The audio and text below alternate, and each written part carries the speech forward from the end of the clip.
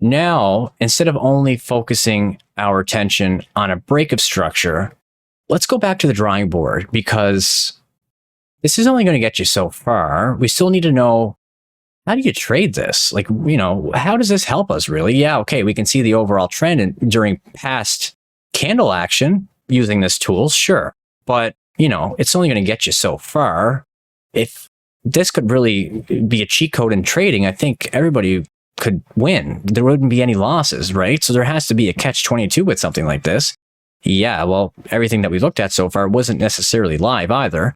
So in saying that, how do you trade this, and how is this useful? Well, this is where internal structure comes into play. See, this is what I would call a primary pull, because it's focusing on the aggressive trend, the overall trend in the market. The higher time frame, the higher confluence trend is what I refer to as a primary pull. Primary pulls can be also noted across various time frames, meaning that you could also have, say, a 1 hour time frame. And on that 1 hour time frame, I could tell myself, okay, I'm going to hide this bigger pull temporarily. And going from, say, this high, working my way down, you would have had something like this, right? And then we had down, we had up, because you have more than 2 up candles in a row, and then you had a down, and then you had a break in structure right here. It's very, very faint, but if you look closely, that is a break in structure. Okay, so you had a break in structure at the low of this move here. So technically speaking, this is not necessarily primary market structure per se. You could also argue that, if I was to draw primary structure, I could draw from here as well. That's true. You can draw from wherever you'd like to. It is quite subjective in that regard. If you don't want to call it primary, you can call it structure 1, 2, 3, 4, 5, 6, 7, all the way till 10. I don't care. You could also call it A, B, and C. I call it primary, okay, or structure A. Sometimes I use a mixture of both, but for the course sake, we'll call it primary structure. Internal structure would be what I just drew out here. Now, why would that be internal is the question. Why does it matter, and why am I drawing this? Going back to that same pull that we just had in, this path tool, it makes you think for a second, because really, how does price go from, say, this high down to this higher low? What happens? This is actually what screws up a lot of people in their trading careers. A lot of people get screwed up with market structure because they don't understand this difference or why this works. So going over to the drawing board again, right? Let's take a little doodle. We're going to try to replicate what we see here, but we're going to make it a little bit bigger because it's too crunched up. So price came up, you had your first break in structure, you barely broke up, you had another break in structure, and then price had a pretty decent move up with an increasing break. It came down and made yet another higher low, and then had the massive moon pump kind of break, right? And then we seen it declining down as such. And we had the one break, the second break, and the third break. We didn't get a fourth yet. Are we anticipating the fourth? Yes, based on very basic market structure guidelines, or break of structure guidelines, you could call it. It would make sense to have at least a touch on this high based on how it's increasing over time, the breaks, not decreasing. So what we see here is we have higher highs and higher lows. But how does price go from each point?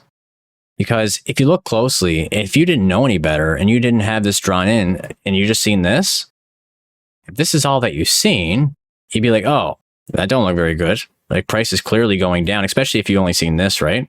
Like, oh, well, clearly that's looking pretty bearish, right? Wow, that just dumped down. Let's measure that move from here to here. Wow, that's like 27.63% dump.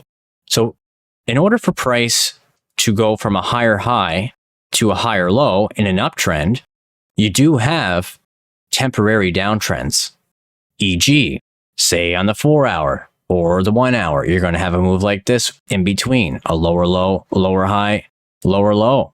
And then it possibly comes up and breaks structure here internally speaking. And this is what I mean when I say lower time frame structure absolutely does make up higher time frame structure. But in saying that, you still have to watch out for higher time frame structure because it does matter. Higher time frame structure is still the structure that you need to keep in mind when you're making decisions on entering or even planning a trade. The higher time frame structure is usually the structure that prevails, and that's something to note. So as you can see, and I'll actually change the pixel size on this doodle of mine, but as you can see, if we look in closely here, we have a lower low, lower high, and a lower low in between those swing points. In between that higher high and higher low, you have a temporary downtrend. This is where retail gets trapped, okay? This is where they get trapped because they see, or they think they know structure rather, and they see these moves, they see these bearish breaks, and they say, you know what? It's going to make a lower high in the next move up. And generally, this is where that squeeze occurs right here, shifting structure from an internal standpoint, which then confirms the new higher high as an incoming higher high. Like it's more than likely coming to that level by the time the internal structure shifts, right? And that's where you make use of this internal structure.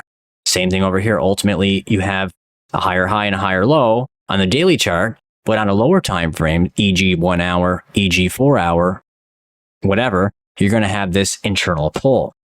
Now we're going to draw something else, and we're going to do it in a more clean spot so we don't have this issue again. We have a higher high and a higher low and a higher high, higher low, higher high. Within that, we'll call it a 4-hour trend. This is a 4-hour uptrend. We'll even draw in the swing points. We have a higher high, a higher low, higher high, higher low, and a higher high.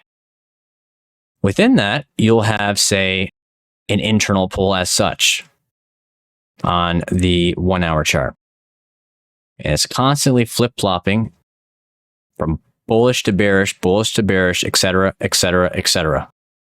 And yes, you can draw on all the breaks. It's good practice. You got the break in structure. You got a break in structure here. You got one here. You know, the whole way up, you can draw these guys in if you wanted to. For this example, we will. It'll only take a moment. And as we draw these examples in, we can see that, oh, you know, it's pretty normal for price to go from a higher high, higher low, higher high back to a lower low, lower high, lower low, just to transition again, you know, and again, and again, and again, and so on and so forth. This is very normal behavior, okay?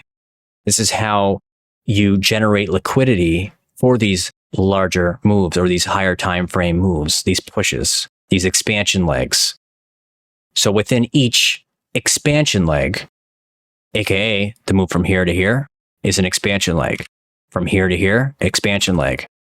Here's another one. Here is one, and here is one. Each higher time frame expansion leg will have various levels of internal structure contained within. So if we called this pull, this purple pull, our hourly structure pull, the black one, this thicker one, the 4-hour structure pull, and then this orange pull, a 15-minute pull, you will see that within the 15-minute pull, you can actually investigate this further. Okay, you can say, you know what? I can draw the 15-minute pull just like I drew the hourly pull within this bigger zone here.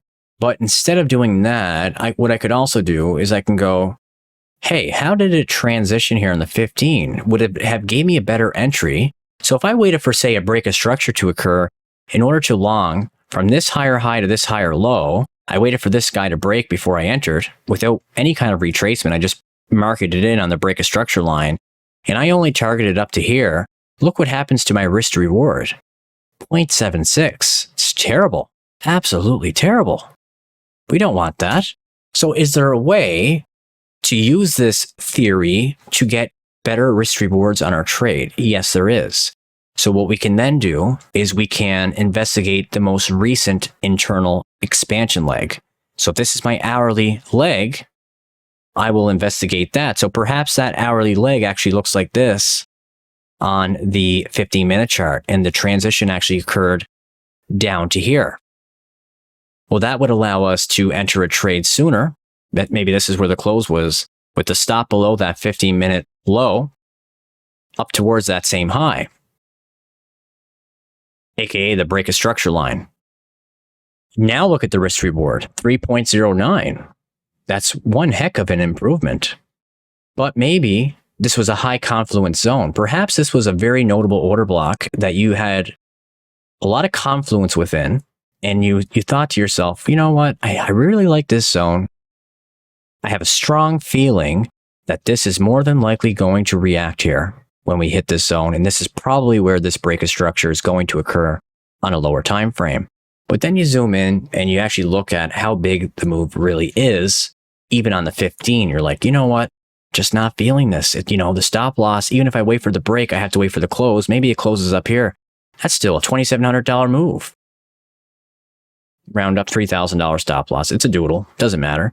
So we'll say, oh, wow, that's a $3,000 stop loss. I don't want to use that. That's crazy. Okay. Well, take your 15-minute expansion leg and do the same thing again. Look for the internal structure between here and here. If it's a high confluence zone, there's nothing wrong with doing that. So in this case, we could say, oh, perhaps the 3-minute structure, which we'll draw in red, this red 3-minute pull may look like this. And then you had the transition even earlier. So now let's do the whole risk reward thing. And this is what I mean when I say internal structure and its various levels. Now that's a whopper. Look at that, almost 17% of a gain if we time this correctly and we're able to take one take profit on this high. Now, this looks lovely and all, being a drawn example. I can manipulate this in any way I deem fit. Keep that in mind. However, the reality is it's not going to be this easy in every instance. Very rarely will it be that easy. And in fact, sometimes, even with an area of confluence, you can come in like this, have that transition on, say, the 3-minute, and I'm just drawing it a little bit larger over here, where you have that flip-in structure, even enter on the break itself, putting your stop below that wick or low, and still price decides, nah, it's just going to come up and make a lower high and a lower low, and it ends up just continuing this orange trend, right? The 15-minute bearish trend just continues on and continues on. So what you have to keep in mind, this is vital. This is very important. What you have to keep in mind if you're going down this far with your internal structure is you really want to have a high confluence zone. You don't want to be doing this in the middle of nowheres, or I call it no man's land.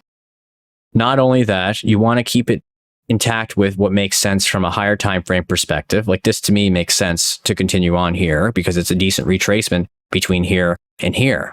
Almost the 50% line, I would estimate. Right? So it's in an area that makes sense for a higher time frame retracement. The overall trend has to be considered. Okay, this break and structure is fairly strong. So, it's unlikely that it's not going to come up and at least touch the high again. Also, you have to consider other factors such as, can I or should I take profit at least partially at this high here? Should I also monitor the way that price comes up following that break? Back to the drawing board again. You know me and my drawing board. So price came down on the 3. You had that 3-minute break and a higher low and a higher high and higher low and higher high. And let's say that this point right here is actually right here. Okay, the 15-minute lower high in orange, I'll draw this in orange as well, is right here. We're waiting for this guy to break. But perhaps it comes very closely to that line and then it shifts again. That right there should be a warning shot fired. If I ever see an instance like this with a candle close and I go down and I'm using internal structure, I'd call this internal level 3 because you had the main primary pull in black, you had the purple pull, which was the hourly structure, and then you had the orange pull, which was the 15-minute structure of the recent hourly expansion leg. And then within that 15-minute orange pull, we took the last expansion leg into the area of confluence or support. And looking at this now, should we come close to this high and produce a bearish break, you have to keep your stop to break even. If you want to actually succeed with market structure trading, this is where you would absolutely put your stop to break even, right? I would, no question about it.